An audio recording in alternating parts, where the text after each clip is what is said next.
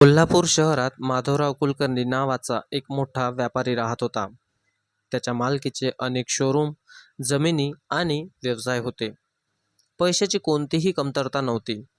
शहरात त्याची ओळख श्रीमंत आणि यशस्वी माणूस म्हणून होती. पण एक गोष्ट लोक नेहमी बोलायचे, माधवराव खूप श्रीमंत आहे, पण त्याला पैशाचा खूप अभिमान आहे. माधवराव प्रत्येक सोमवारी महादेवाच्या मंदिरात जायचा, पण त्याची भक्ती ही थोडी वेगळी होती. तो मंदिरात मोठ्या रकमात दान करायचा आणि लोकांनी त्यांचं कौतुक करावं अशी अपेक्षा ठेवायचा. एके दिवशी श्रावण महिन्यात तो मंदिरात गेला. मंदिरात खूप गर्दी होती. भाविक रांगेत उभे होते. कोणी 5 रुपये टाकत होतं, कोणी 10 रुपये, कोणी फक्त हात जोडून नमस्कार करत होतं. माधवरावने खिशातून 500 रुपयाची नोट काढली आणि दानपेटीत टाकली. त्याला वाटलं लोक त्याच्याकडे पाहतील, पण कोणीच पाहिलं नाही. सगळे आपल्या भक्तीत मग्न होते. त्याचवेळी त्याची नजर एका वृद्ध महिलेकडे गेली. अंगावर जुनी साडी, पायात चप्पलही नव्हती, हात थरथरत होते. तिने आपल्या पदरातून एक चुरगळलेली 100 रुपयाची नोट काढली. काही क्षण ती नोट हातात धरून राहिली, जणू तिच्यासाठी ते खूप मोठे पैसे होते. मग तिने ती नोट दानपेटीत टाकली आणि डोळ्यात पाणी आणून महादेवांना नमस्कार केला. माधवरावाला हसू आलं. तो मनात म्हणाला, माझे 500 रुपये आणि हिचे 100 रुपये, यात काय तुलना. दर्शन करून तो बाहेर पडला. पण मंदिराच्या दारात पोहोचताच त्याला त्या वृद्ध महिलेचा आवाज ऐकू आला. ती मंदिराच्या पायऱ्यांवर बसून रडत होती.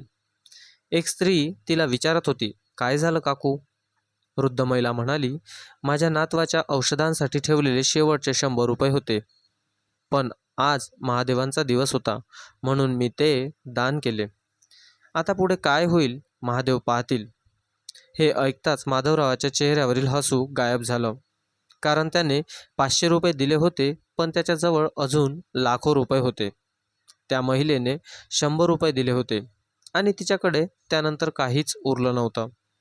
पहिल्यांदाच माधवरावाच्या मनात प्रश्न निर्माण झाला, महादेवाच्या दृष्टीने मोठं दान कोणतं असेल, त्याचे 500 रुपये की त्या गरीब महिलेचे शेवटचे 100 रुपये?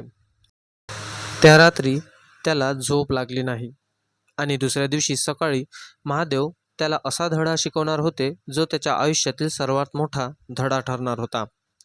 त्या रात्री माधवरावला झोपच लागली नाही. मंदिरातील पाहिलेली ती वृद्ध महिला त्याच्या डोळ्यासमोर वारंवार येत होती. तिचे थरथरणारे हात, डोळ्यातले अश्रू आणि महादेवांवर असलेला अढळ विश्वास. माझ्या नातवाच्या औषधांसाठी ठेवलेले शेवटचे 100 रुपये होते, हे वाक्य त्याच्या कानात घुमत होतं. माधवरावाने आयुष्यात लाखो रुपये दान केले होते, पण त्याने कधी स्वतःच्या गरजेचा पैसा दिला नव्हता. सकाळी तो नेहमीप्रमाणे ऑफिसमध्ये गेला. सगळं सुरळीत चाललं होतं. पण दुपारी अचानक त्याचा व्यवस्थापक धावत आला. साहेब, मोठी अडचण झाली आहे. माधवराव दचकला. काय झालं? व्यवस्थापक घाबरलेल्या आवाजात म्हणाला, आपल्या कंपनीचा सर्वात मोठा परदेशी करार रद्द झाला आहे आणि आपल्याला जवळपास 2 कोटी रुपयाचं नुकसान होणार आहे. हे ऐकताच माधवरावच्या हातातून पाण्याचा ग्लास खाली पडला. 2 कोटी रुपये?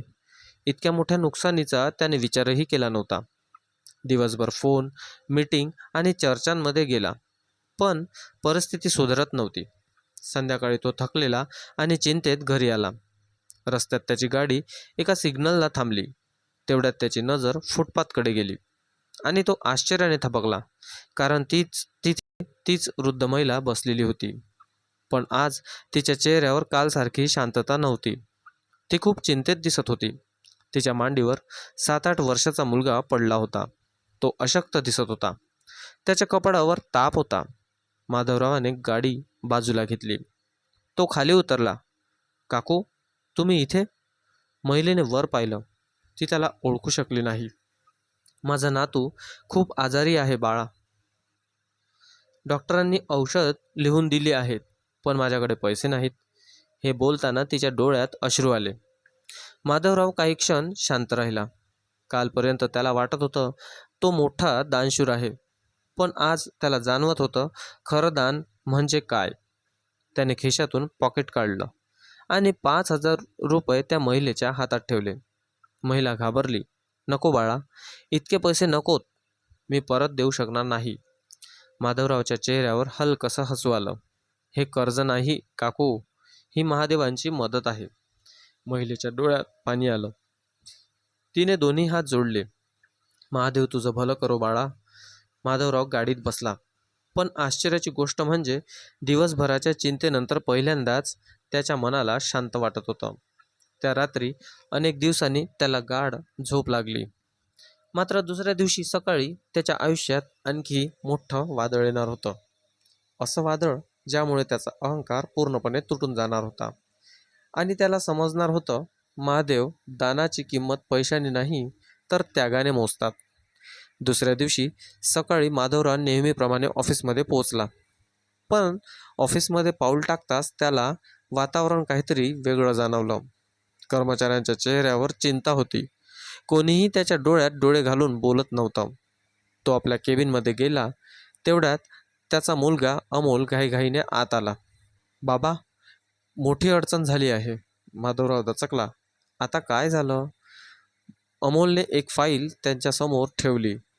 आपल्या कंपनीतील एका भागीदाराने फसवणूक केली आहे. कंपनीचे लाखो रुपये दुसऱ्या खात्यात वळवले गेले आहेत. हे ऐकताच माधवरावाच्या पायाखालची जमीनच सरकली. तो खुर्चीत बसला. त्याचा श्वास वेगाने चालू लागला. एकीकडे मोठा करार रद्द झाला होता आणि आता ही फसवणूक. त्याला वाटू लागलं जणू सगळं काही हातातून निसटत आहे. पुढचे काही दिवस चौकशी, मीटिंग आणि तणावात गेले. रात्री झोप लागत नव्हती. भूकही कमी झाली होती. एक दिवस डॉक्टरांकडे तपासणीसाठी गेल्यावर डॉक्टर म्हणाले, माधवराव, तुम्ही खूप तणावात आहात. असं चालू राहिलं तर तब्येतीवर परिणाम होईल. पण त्याचं मन शांत होत नव्हतं. एका संध्याकाळी तो पुन्हा महादेवाच्या मंदिरात गेला.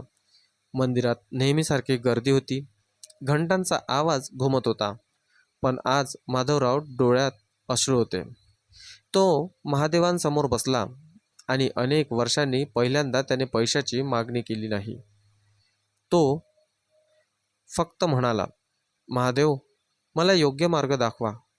माझा अहंकार मोडा, पण माझं मन तुटू देऊ नका. इतक्यात त्याच्या शेजारी कोणीतरी बसलं. त्याने डोळे उघडले आणि आश्चर्याने पाहिलं. तीच वृद्ध महिला होती.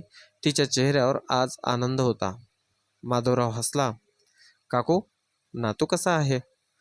महिलेच्या डोळ्यात आनंद चमकला. महादेवाच्या कृपेने बरा आहे बाळा. तुझ्या मदतीमुळे त्याची औषध झाली. आज तो पुन्हा शाळेत गेला. हे ऐकताच माधवरावाच्या मनाला समाधान मिळालं. काही क्षणांनी महिला म्हणाली, बाळा, एक गोष्ट सांगू का? नक्कीच. महिला शांतपणे म्हणाली, गरिबी माणसाची परीक्षा घेते आणि श्रीमंती त्याच्या स्वभावाची. दोन्ही परीक्षा पास करणारे फार कमी असतात. हे शब्द ऐकताच माधवराव स्तब्ध झाला. कारण हे शब्द थेट त्याच्या हृदयात उतरले. तो विचार करू लागला.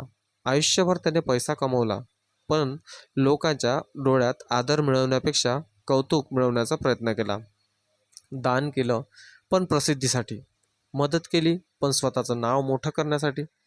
आज पहिल्यांदा त्याला जाणवलं होतं, खरं दान म्हणजे स्वतःचा त्याग आणि खरं पुण्य म्हणजे कुणाचं आयुष्य बदलणं. तो मंदिरातून बाहेर पडला. मन हलकं झालं होतं. पण त्याला अजून माहिती नव्हतं की महादेव त्याच्यासाठी एक मोठं आश्चर्य राखून ठेवत होते. एक असं आश्चर्य जे त्याचा व्यवसाय, त्याचं आयुष्य आणि त्याचा देवावरचा विश्वास कायमचा बदलून टाकणार होतं. मंदिरातून बाहेर पडताना माधवरावाच्या मनात एक वेगळीच शांतता होती. अनेक दिवसांनी त्याला असं वाटत होतं की मनावरील ओझं थोडं हलकं झालं आहे. व्यवसायातील अडचणी अजूनही संपल्या नव्हत्या. नुकसान अजूनही भरून निघालं नव्हतं. पण तरीही त्याच्या मनात आशेचा एक छोटासा दिवा पेटला होता. दुसऱ्या दिवशी सकाळी तो ऑफिसमध्ये बसला होता. तेवढ्यात त्याच्या मोबाईलवर एक अनोळखी नंबरवरून फोन आला. हॅलो, मी माधवराव कुलकर्णी बोलतो. समोरून एक शांत आवाज आला. नमस्कार सर, मी मुंबईहून बोलतोय. आपल्या कंपनीबद्दल मला माहिती मिळाली आहे आणि मला तुमच्यासोबत व्यवसाय करायचा आहे. माधवराव आश्चर्यचकित झाला, कारण अलीकडच्या काळात अनेक लोकांनी त्याच्याशी संबंध तोडले होते, पण हा माणूस स्वतःहून त्यांच्याशी संपर्क साधत होता. पुढील काही दिवस चर्चा सुरू राहिल्या, बैठका झाल्या, कागदपत्रांची तपासणी झाली आणि अखेर तो करार झाला. हा करार इतका मोठा होता की त्याच्या आधीच्या नुकसानाचा बराचसा भाग भरून निघणार होता. ऑफिसमध्ये आनंदाचं वातावरण निर्माण झालं. कर्मचाऱ्यांच्या चेहऱ्यावर पुन्हा हसू परतलं. अमोल धावतच त्याच्या कॅबिनमध्ये आला. बाबा, आपण वाचलो. माधवरावाच्या डोळ्यात आनंदाश्रू आले. त्याने मनातल्या मनात महादेवांना नमस्कार केला. देवा, तुझी लीला अगाध आहे. त्या संध्याकाळी तो पुन्हा मंदिरात गेला. महादेवांसमोर नतमस्तक झाला आणि बाहेर येताना त्याने त्या वृद्ध महिलेचा शोध घेतला, पण ती दिसली नाही. 1 दिवस, 2 दिवस, संपूर्ण आठवडा गेला, पण ती महिला पुन्हा मंदिरात आली नाही. माधवरावाला काळजी वाटू लागली. शेवटी त्याने मंदिरातील पुजाऱ्याला विचारलं, महाराज, ती वृद्ध महिला कुठे आहे? पुजारी काही क्षण शांत राहिले, मग म्हणाले, तुम्हाला तिच्याबद्दल माहिती नाही का? माधवरावने नकारार्थी मान हलवली. पुजारी म्हणाले, ती महिला गेली 30 वर्षे मंदिरात येत होती. तिने आयुष्यभर कुणाकडे काही मागितलं नाही. तिचा नवरा आणि मुलगा अपघातात गेले, तरीही तिने महादेवांवरचा विश्वास कधी सोडला नाही. माधवराव शांतपणे ऐकत होता. पुजारी पुढे म्हणाले, 2 दिवसापूर्वीच तिचं निधन झालं. हे ऐकताच माधवरावाच्या हातातील प्रसाद खाली पडता पडता वाचला.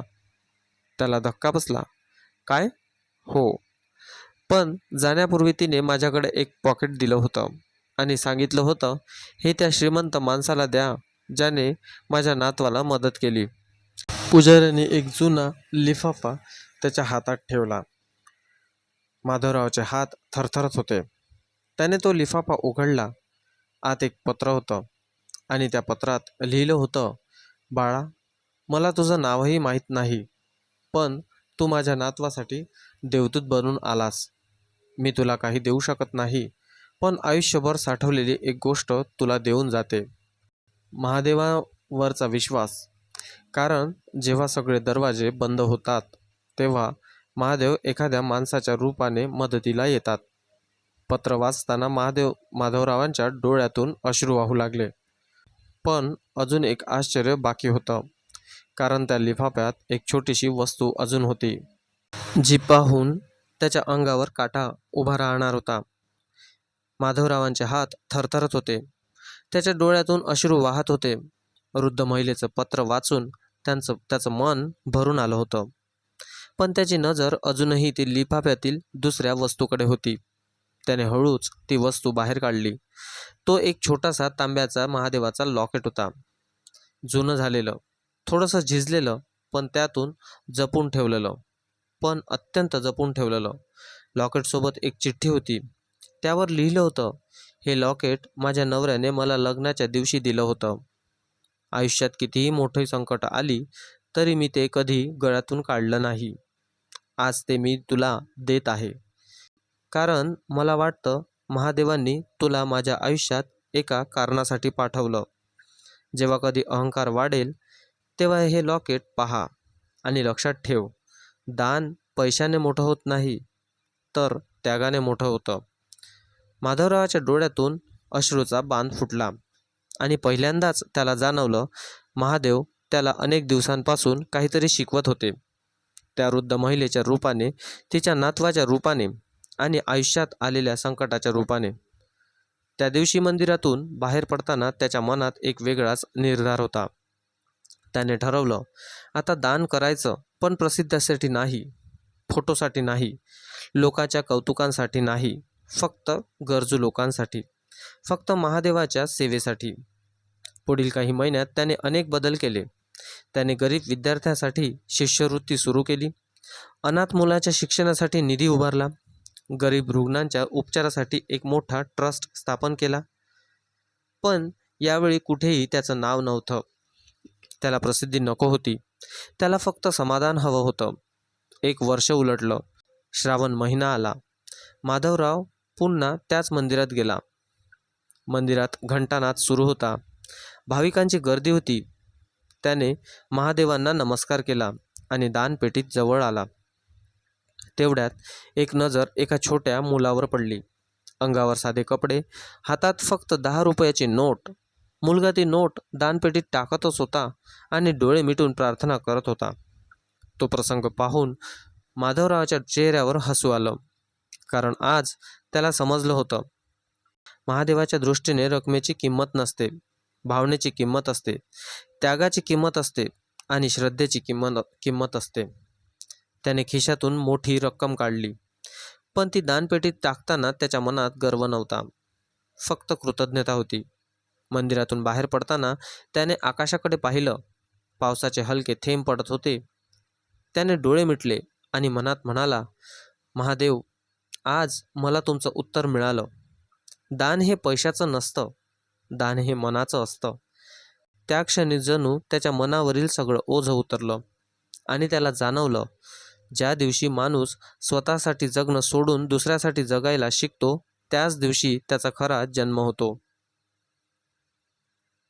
कथा समाप्त. कथेचा बोध: दानाची किंमत रकमेने ठरत नाही. गरिबाने दिलेले 100 रुपये कधीकधी श्रीमंताने दिलेल्या 500 रुपयापेक्षाही मोठे असतात. कारण देव पैशांकडे पाहत नाही, तर ते भावनेकडे पाहतो.